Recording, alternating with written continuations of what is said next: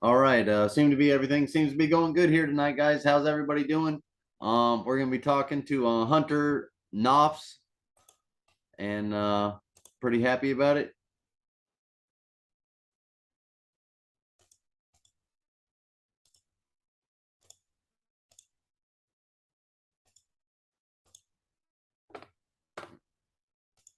I'm about to invite him in right now. Ask him a series of see what's going on with him tonight. He had hit me up and said that he enjoyed the little meeting we did with Kevin, getting to know Kevin a little bit from Kevin from I don't know. It's in the description where he's from because I sure can't remember it now that I've put myself on the spot. But him and Kevin are going to be pulling, and so I'm really excited to see where they're going to land on that. So yeah, I'm sitting here looking at the Southeast arm wrestling rankings, and I know there's a whole lot of rankings out there. These just happen to be the ones I pulled up, but we got Hunter Noffz at number 2, left and right-handed, out of South Carolina, only underneath Dalton Bumgardner at Tennessee, which is actually left and right-handed. So pretty excited to meet Hunter. I'm not going to disclose exactly why as of yet, but he's let's just say he's done some cool things in arm wrestling so far in his short but quite illustrious career. Definitely done some cool shit.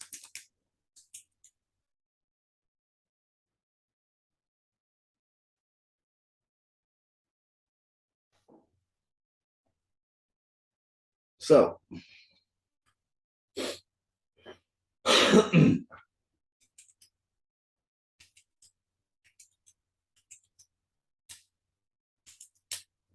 today has been a pretty productive day for me today. I've just been taking it easy, and I just finished moving all my weights and everything upstairs on the second floor.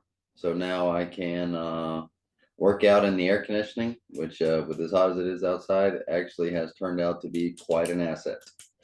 Quite an asset indeed. And so, and Todd was nice enough to just put out his video on basically how to write yourself a workout program, and he broke down the three different ways of gaining strength, which are max effort, speed day, and volume, which is max effort as in a 1 rep max, and then volume day is going to be repetition, and then speed day is basically going to be hitting into a stop and spiking the force. There's more to it than that. Definitely more to it than that. But I have spoken to several arm wrestlers, and I have about 6 or 7 of them.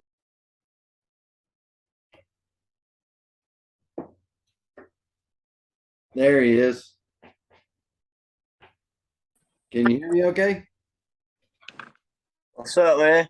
How you doing, Hunter? You doing all right? Yes, sir. Can't complain about yourself. I'm doing good, doing good. Everything sounds good. Everything looks good. All right, sweet. If you don't mind, we'll just start out with what's your age, where you're from, and how much do you weigh? 25 from Greenwood, South Carolina, and I'm 154 pounds. 154 pounds. And Look how at that. did you find out about arm wrestling? Well, I've always done it, mess around with buddies and stuff at school, and my dad always piddled around in it. And then I met some guys from Georgia, and back in like 2019, and I went down to Thompson, Georgia, and entered the tournament, and that's all it took. And from then on, I've been hooked, found a team, and just kind of stuck with it. Yeah, well, that's what's up. If so, how long have you been arm wrestling for then? This is my third year. Third year. Well, good. It's pretty exciting for sure. So, who would you say you're the most like out of all the people you've ever met in person, whether it be at a tournament or a practice, who do you think the most influential person that have influenced you the most in arm wrestling been? Uh, so back in it's like my second tournament, I met Chad Silvers. I didn't realize that they was only like an hour from me. That's the team that I train with now, and I've been training with for 3 years. And he's had a huge impact on the reason I'm still in it, and the reason I've got as far as I have. He's like a motivator, a coach, a teammate. You know, you can't really ask for much more. And the guy's he's been in the sport and done it longer than most people work the job. Mm. You know, he's been active in this sport for well over 30 years, actively. Yeah, if I know me personally, if I think back my memories, I've met Chad Silvers once at regionals. This past I guess it was last year, whenever they had it in like Charlotte. It was in Charlotte, North Carolina. He was Yeah, there for that. But one of my fondest memories I have of seeing Chad Silvers is like 10 or 20 years ago when Todd Hutchings beat John Berzink on ESPN. You can see like a slender version of Chad Silvers pick up Todd Hutchings, and they're like jumping yeah, up and down. that's So, right. He's when they got Todd to where he's at pretty much. You know, over time, Todd moved states and everything, and got back. I think he's up north now or something like that. But yeah, he first got into it. He was working with Chad. Chad, he's created a lot of killers. yeah. He's one himself. I've seen how Oh yeah, fast and how hard he hits.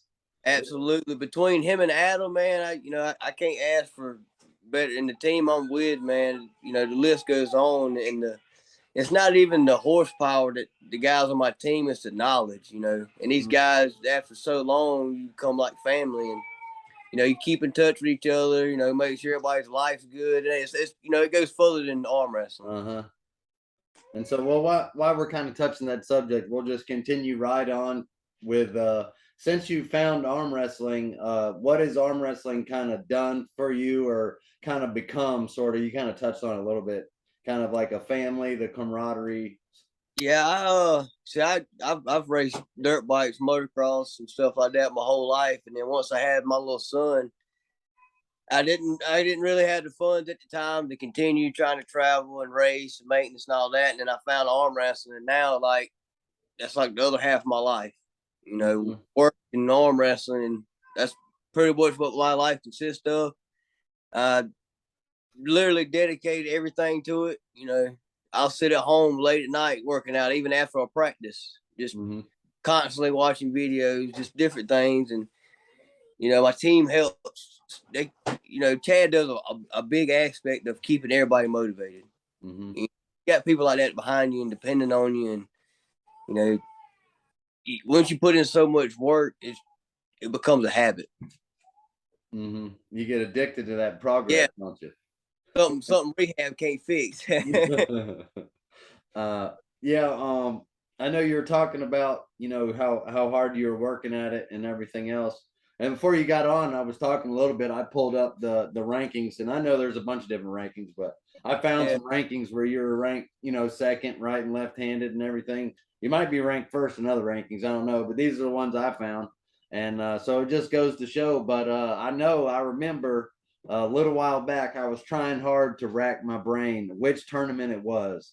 But what is the name? Or look, I don't want to spoil it. What is your favorite prize you've ever won in an arm wrestling tournament? we went down to Orlando, Florida, a couple months ago. I want to say it was in March, and I ended up winning the overall left or right, and then I ended up winning the heart. It was a Honda Shadow. I had there was 10 keys in Mhm. Team Carolina Chaos. We had 8 of the 10 keys, and I had Uh-huh. 4 stuff. I won 2 weight classes that day, right and left arm. And my key crunk it up, and we raised hell. So y'all, so just y'all's team alone had like what, like an 80% chance of getting a Yeah, bike, right? had Travis Bajic and Max Tobin had the other 2 keys, Uh-huh. and we had 8 of the 10. 8 to And 10, and one of yours, once and over one of there, yours fired it up. and I once we know. seen didn't crank it, we knew one of us had it. Yeah, that's crazy.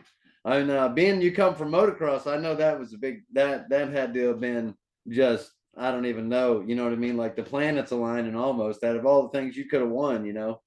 Oh man, it was sweet. And then what made it even better, see Adam, he bought a bike on the way down to that tournament. So when we left, we went right around.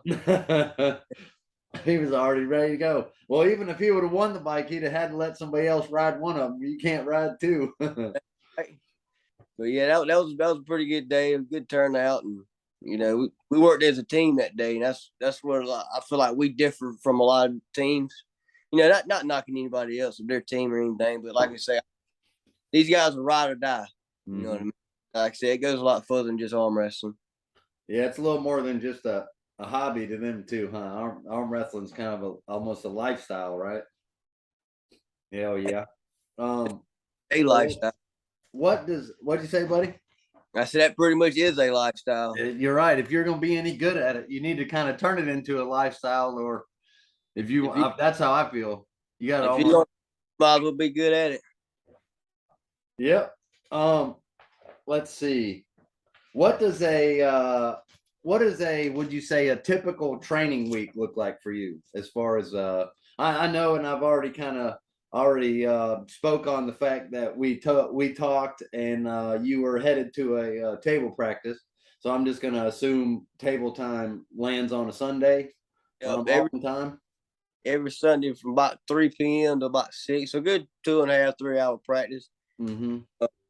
And usually, like I said, we go every Sunday. And during the week, on the weeks I feel good, I do like, your normal full body workouts and everything. I got a lot of specific arm wrestling with your different handles and stuff like that. But I do like a hand and wrist. I do it every day, no matter how bad or good I feel. I don't really strictly base each week off what I do, or I don't base my training off of numbers. I do it. I feel like I do a lot of old school ways, and like I base off how I feel. I don't go off of numbers, how much I can lift each week. If I feel good that week after a hard practice, later on during the week, then I'll go heavy, really heavy or whatever. And then some weeks I'll do sets of 50 reps, a lot of repetition, just kind of like a rehab, getting the blood back. And I don't do any maxes as far as weights or with a pulley, anything like that. My max day is on a Sunday at table time. I just try to keep my body, my arms, my elbows, everything healthy. That way, come Sunday, I can go out there and I can redline and give it all I got instead of trying to do these maxes throughout the week. It benefits a lot of people doing their lifts and keeping up, kind of like an engineer breaking it down to a science. But that's not how I train. Everybody's different. I like basing off how I feel to just try to keep my body ready. Mm-hmm.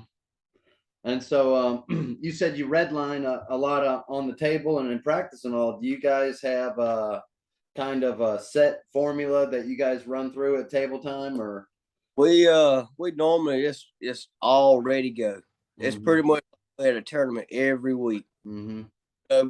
4 tournaments a month, pretty much is how it is. We do all ready goes unless you got a guy that comes in, he's real beat up, or you got a new guy. You know what I mean? We'll help him out, low pull, just to get some blood in your arm. But 99% of it would, the guys we train with, man. And I'm the smallest guy there. Everybody else is 200 plus pounds and their hands are massive. So when we do ready goes, I'm firing off hard as I can, grinding it out with them. And that way, when I go to a tournament, and I enter my weight class, I'm like, shit, it's a normal size hand. You got Adam and Chad, man, they're phenomenal athletes. Yeah, man, and I know that just from everything they've been doing over the years, about feels like you're grabbing a pound of ground beef, don't it? It Like is. just right in here and in here. It's probably just straight meat. That's right. That's right. That's why I get my rehab work with my Yeah, Bush there Light. you go. Yeah. I actually I got full disclosure, I got some Miller High Life in here. I just didn't want to sit here with a tall boy. At 40, I thought it looked kind of funny. So I'm like, well, I'll make it look a little classy anyways. That's right. But yeah, that's just the way it goes sometimes. But yeah, a lot of people knock on ready to go practices like that constantly. But this is aggressive sport. It's a combat sport. Sometimes you just got to tough it out, and the ready goes have helped me. Like I can't even explain between the timing and when you're doing ready goes with big guys like that, man. It's a different type of training. Like I say, not everybody can always do it. And there's days I go in and I'm hurt like hell from the week before. But like I say, it's a combat sport, man. If you want to be the best, it's do or die. The way I look at it, full send. Solid way to look at it. And to be honest with you, I have been to a few tournaments, and I actually have gotten injured, like not real bad, but I've just like had a tendon stretch or something like that on the backside of my shoulder. And something that I actually think caused it was not doing enough ready goes in practice. Because if you're not, because it's one thing to just hit into somebody that's going to give, but if you hit into somebody that's your strength, it's kind of like it jars you. And so it's something that if you don't do consistently, then whenever it does happen in competition, then I mean, you're either going to get injured or, you know what I mean, or get blown up real fast or whatever. I think it's kind of something that part of it's conditioning too. The more you do ready goes, obviously, like you said, you don't want to do them every single time. You got to listen to your body, but at the same time, I wouldn't want to go. Now we try to switch it up at our practice where it's at least every other one or get a few in at least, because if you just do nothing but slow pull, then really I feel like you're injury prone whenever if you start hitting into somebody who's going to hit as hard as you. That's right. And not knocking slow pulling, because I mean, it does have a lot of benefit out of it. But you see guys that constantly slow pulling their practices and everything. And you get them in the tournament, and it's a ready go. Timing's not there. They're like you said, they're more prone to get hurt. This and that. It'll jar your tendons, something you're not used to. When you constantly do it over and over again, man, it's you can do it blind, but it ain't nothing to it. But I feel that's my opinion. Everybody's different. My opinion, that's the best way to train. You don't have to get ready if you stay ready. Yep. Yeah, you're right about that. So what advice do you have, if any, for some beginners that are first starting out? Man, just get with a good team, get with a good group of guys. As there's some knowledge in there, and they can show you some safe ways to train, safe ways to pull. You don't want to, if you just get into it, of course, you don't want to get in there and just ready to go and bang with guys that's been doing it for years. Like I say, if you get with a good group of guys, man, they can show you the right path to go down in a safe way where you don't get hurt as often. And just do your rehab work, your elbows and your arms, man. If you were going to do something in the sport, you got to take your body's like a temple. You got to take care of it. Yeah, that's a good quote too. Your body's a temple. That's something that I've kind of come around about whenever I first got into the sport. I didn't eat healthy. I didn't really care about taking care of myself. I drank too much. I didn't really care about training, but it's funny because once I've wanted to do good in arm wrestling, then slowly but surely, like the health side has come around too, and I've been like just more, well, hey, I want to live longer. I don't want to be 50 or 60 years old, and I want to be like Ron Bass still pulling. I don't want to be like, I don't know, on the couch somewhere or unable to do it or just whatever, because I was just not thinking for the future. And so yeah. And I've seen it personally how arm wrestling has changed people's whole lifestyle, how they carry themselves, it builds confidence in them, how they eat, how they, like I said, their well being. I've seen it turn their whole life around where they get shaped, they have real passion for it, and it betters their life and how they carry themselves. And, what I'm saying, even going back with their family and stuff, it makes a person. It's like I said, it's a lot more to it than just getting on a table and holding hands with another guy. Yeah. Yeah, you're right. There is a heck of a lot more to it than that, especially if you want to be around a while, or if you want to be any good at it, or whatever. I remember I had the gentleman you're getting ready to arm wrestle, me and him sat down and talked a few days ago. And since since you and him are getting ready to have a match, I guess I get he said a few things, and so I just really want to Too know. strong. Yeah, too strong. I was gonna say, what do you think about him saying he's not driving 8 hours just to lose? It sounded good. It You know, I sounded good. ain't got no, I ain't never met the guy in person. He Mhm. seems like a pretty cool, respectful guy, but you know, just you get back to reality. I'm not going to lose. I'm not going to lose. You know, I appreciate when I asked him for the match. There was no ifs, ands, or buts about it. He asked for a date, where you want to do it at, line up the money. Like I said, I respect the guy for it. Yep. Yeah, But you guys are both stand-up guys. I'll admit that. I don't think neither one of y'all are shy about bringing your best. that's right. And I ain't gonna shy away from nothing. It's go big or go home. Yeah, if you can hit Chad Silvers, you can hit anybody, I would say. That's right. That's right. And August 6th will be my August 6th. And where's that at? Where's it going to be at? Knoxville, Tennessee. All right, Knoxville, Tennessee, August 6th. Hunter Noffz is going to be pulling. Man, I can't think of his name. Cleveland Arm Wrestling is going to. Yeah, Kevin. That's right. Kevin. And it's going to be a match. It's going to be a banger. So what's your style of pulling, would you say? Top roll or hook? Either one. Either or. Either one. It's a full 110 mile an hour when they say go. Yeah. So you don't care if you go inside or outside, you're just going sideways. My hands are rock and my arms are rock. Well, good. About it. And it'll show August 6th. Yeah, I believe you. I've seen you hit before. If you blink, you missed it. So I've seen your matches. They normally don't last too long. That's right. Go on, you late. Since you he said if you miss the go, you've already lost, right? That's right. If you since you've been arm wrestling for these 3 years, can you think of any goals that you've either accomplished or goals that you've set for yourself that you're still working on? My goal is, and I will be there. I will be the pound for pound, 154 pound in the U.S. And when I conquer that, I will be the strongest 155 pounder in the world. Y'all can watch the video 3-4 years from now, and you can look back at it. And I called it. That's good. I like that confidence. I've had some pretty good wins on some strong guys, and I'd like to be able. My one goal I'd like to be where I could pull 2 to 3 weight classes, and I'm finishing in the top 3 at 155 pounds. Mm-hmm. I've done, know it can be done. And I feel I got the heart and drive to be able to do it.